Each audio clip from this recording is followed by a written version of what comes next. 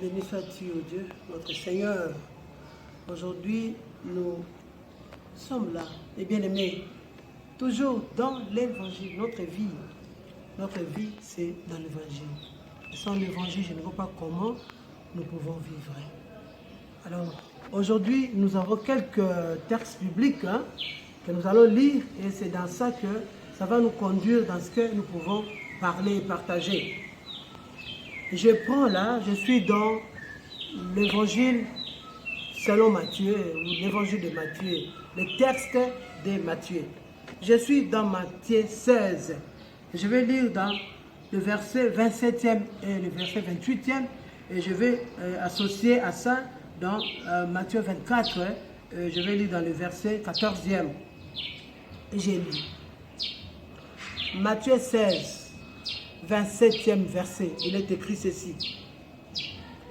Car le Fils de l'homme doit venir dans la gloire de son Père avec ses anges, et alors il rendra à chacun selon ses œuvres.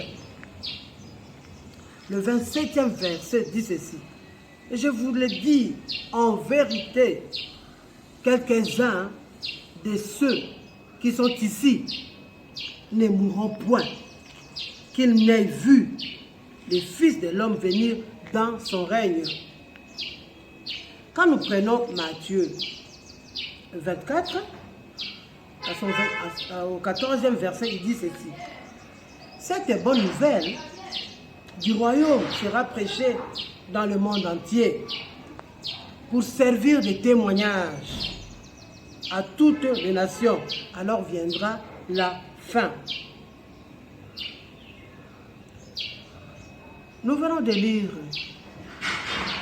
ces textes et cette parole que nous venons d'écouter. Ça, c'est la Bible, la parole de Dieu dans la Bible. Nous sommes dans l'évangile. Nous disons que notre vie, c'est pour l'évangile. Chaque jour de notre vie, nous continuons à apprendre ce que l'évangile nous dit.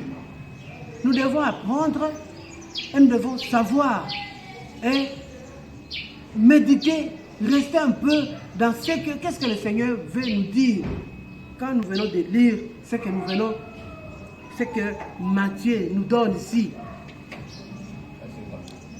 Qu'est-ce que cette parole veut nous dire? Bien aimé dans le Seigneur.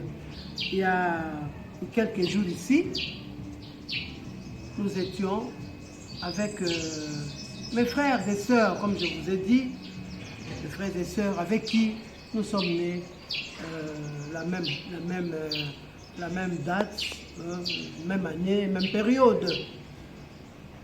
Nous avons été invités par un de nous, qui est aujourd'hui cardinal de la République démocratique du Congo. Nous avons été à cette messe dite par un de nous. Mais qu'est-ce qui a retenu mon attention? Qu'est-ce qu'il a dit dans son prêche? Ce que j'ai retenu, c'est ce que je m'en vais vous lire ici. Ce qu'il a dit, c'est ce que la Bible dit. Et à partir de la Bible, Luther, qui est avec Calvin, les réformateurs des siècles passés, c'est à partir de cette déclaration qu'il y a eu, aujourd'hui on appelle des catholiques et des protestants, des schismes. Qu'est-ce que Luther a compris? Qu'est-ce qu'il a découvert? C'est que Paul a dit, c'est que Paul, quand il a rencontré Dieu, non, il a écrit. Et puis, Luther est tombé sur ses écrits. Finalement, il a déclaré, il dit, nous devons, cela veut dire, la déclaration c'est quoi? Un retour aux sources. Le retour aux sources, cela veut dire quoi? Nous devons découvrir vraiment la parole de Dieu. Nous devons annoncer Jésus-Christ proclamer la parole dans sa nudité et dans son exigence. Oh, bien-aimé dans les Seigneur, quelle n'a pas été ma joie d'entendre mon frère, le cardinal Ambongo. C'est ce qu'il a, le dimanche là, du 24 janvier, dans l'église Saint-Christophe, à Binza-Ozone. C'est ça. La parole de Dieu. Il dit l'église, il s'adressait à l'église, à son église, où il est cardinal. Il dit, nous devons recevoir la parole, nous devons garder cette parole dans nos cœurs, nous devons vivre dans cette parole. Exactement, c'est que quand je me mets à prêcher, c'est ce que j'annonce. Et c'est ce qu'il a dit. J'ai dit, oui, que le Seigneur soit élevé. Et bien aimé dans le Seigneur. Dans la parole,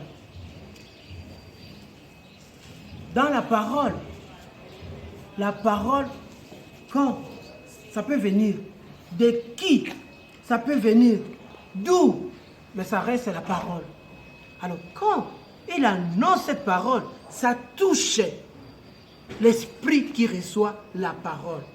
C'est ainsi que, au début, quand nous avons commencé l'émission, j'ai lu l'évangile dans Matthieu 16 et Matthieu 24, qui nous dit clairement, le Fils de Dieu, il viendra. Il dit, il viendra dans la gloire de son Père, avec ses anges. Il viendra rendre à chacun selon ses œuvres. Et il dit, ce qu'il a déclaré, c'est ce que nous sommes en train de voir. Pendant tout ce temps, quand j'apporte la parole, je vois combien de nos bien-aimés avec qui nous avons prêché la parole, nous avons travaillé, nous avons étudié ensemble, nous avons annoncé, proclamé l'évangile. Ils sont en train de partir, mes bien-aimés dans le Seigneur. Ils nous précèdent, c'est vrai, puisqu'ils ont fait le travail. La Bible dit, il y aura ceux qui verront Jésus-Christ à son avènement. Il viendra, la Bible dit, il va venir dans la gloire de son Père. Et quand il viendra, c'est pour rendre à chacun selon ses œuvres. Il y a un texte ici qui m'aide. Dans Hébreux 10, 14, qu'est-ce que il est écrit? Qu'est-ce qui nous informe ici? Il dit, c'est par rapport, puisque j'ai lu ça quand nous disons qu'il viendra rendre à chacun selon ses œuvres. Quand on voit, il rend à chacun selon ses œuvres, ça risque de nous compliquer. C'est là qu'il y a des chrétiens qui cherchent à fournir beaucoup d'efforts. Ils cherchent à faire par rapport peut-être quand ils ne comprennent pas ce que la Bible veut dire. Tout ce que nous pouvons retenir, c'est que Jésus-Christ, le travail qu'il est venu faire sur la terre, il dit, par une seule offrande qui est le sacrifice suprême de Jésus-Christ lui-même. Il dit, une seule offrande, il a amené, le verbe est déjà passé, il a amené à la perfection pour toujours ceux qui sont sanctifiés. Qui sont ceux-là qui sont sanctifiés? Ceux qui sont sanctifiés sont ceux qui reconnaissent que Jésus est Seigneur et Sauveur. Il a laissé le trône de gloire de son Père. Il est venu sur la terre pour nous retrouver. Et c'est lui qui écoute la voix du Seigneur. Et c'est lui qui accepte ce que Jésus-Christ lui présente. Jésus dit, il est venu pour nous donner la vie. Alors, quand on dit Jésus viendra pour rendre à chacun selon ses œuvres, on ne voit pas les œuvres par rapport à qu'est-ce que je fais, le matériel, par rapport à ce que je fournis comme effort. Je fais ceci, non pas les jeux. Ce que la Bible nous demande ici, c'est de croire à la parole du Seigneur. Cette parole que nous sommes en train de partager, on nous demande seulement de croire. On ne fournit pas d'efforts. Les efforts ne comptent pas. quand il dit il viendra rendre à chacun selon ses œuvres. Les bonnes œuvres, c'est celui qui croit que Jésus-Christ, il a laissé son trône, il a accepté de mourir pour mes péchés, puisque le péché c'est déjà depuis Adam et Ève. C'est déjà le péché. À partir de ça, je me suis séparé de la parole de Dieu. Deuxièmement, le péché, c'est quand Christ est venu et par l'eau de baptême, je suis mort avec le Seigneur. Encore, le péché, ça se trouve où? La mort intervient où? Quand il est monté sur la croix et avec moi, nous sommes morts avec le Seigneur. Et puis quand il est venu, il m'a accompagné dans sa résurrection. C'est ça que nous sommes en train de faire. Mort avec le Seigneur, hein? Enseveli avec le Seigneur, ressuscité avec le Seigneur. Il nous accompagne tous les jours, il nous accompagne chaque jour. C'est ça. Quand il viendra, il va me trouver en train de le suivre, d'être avec lui. C'est ça, quand il dit, il va me rendre. Et puis, il dit, cette bonne nouvelle du royaume sera prêchée dans le monde entier pour servir de témoignage à toutes les nations. Alors viendra la fin. La fin viendra, mes bien-aimés dans le Seigneur. C'est ça que nous sommes en train de faire. Cette bonne nouvelle du royaume sera prêchée dans le monde entier pour servir de témoignage à toutes les nations. Et puis viendra la fin. La fin viendra. Le Seigneur, on a lu, il viendra. Il viendra dans la gloire de son Père avec ses anges. Pourquoi? Pour rendre à chacun selon ses œuvres. Oui. Et quelques-uns, selon la parole du Seigneur, les verront. Nos amis qui sont partis avant, ils nous ont précédés. Les autres vont rester et ainsi de suite. Mais cette parole va s'accomplir. Cette parole va s'accomplir. Tout ce que nous sommes en train de dire, c'est quoi? C'est vrai, on fait ce qu'on veut. Hein? Dans la parole, on dit, on voit quelque part où le Seigneur lui-même, il invite les gens à fêter, manger, boire. Oui, pendant que les gens mangeaient, pendant que les gens buvaient, c'est en ce moment-là que Noé aussi était touché par la paix du Seigneur. Il dit, divinement averti des choses qu'aucun homme ne savait. Ah, il a compris, il dit non, ça c'est Dieu qui me parle. Il dit, il a une crainte respectueuse. Il s'est retiré du monde. Il s'est retiré. Il a trouvé que le monde est déjà jugé. Qu'est-ce que moi je ferai dans le monde? Cela veut dire, oui, on peut faire ce qu'on fait, oui. Hein, vous verrez à la suite de cette annonce comment nous étions avec notre frère que Dieu a appelé. Hein, Dieu l'a appelé. On a répondu, vraiment on a mangé, hein, on était dans la joie, vraiment dans la gaieté. Vous verrez la suite de ce que je suis en train de présenter ici. Vous verrez comment on était. C'était une fête alors. C'était vraiment une fête. C'était très bien. La leçon que j'ai tirée dans tout ça, c'est que nous faisons tout ce que nous pouvons faire, mais dans l'évangile, puisque Christ reviendra. Il revient bientôt. Il vient dans la gloire de son Père. Il va rendre à chacun selon ses œuvres. J'ai parlé, j'ai expliqué. Nous avons lu Hébreu. Il dit, il a déjà fait. Ça demande maintenant la foi.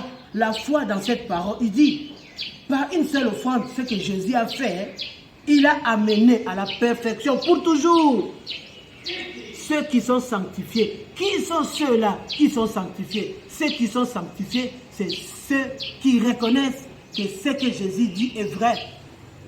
Il nous a sanctifiés puisque nous sommes avec lui. Il nous a sanctifiés.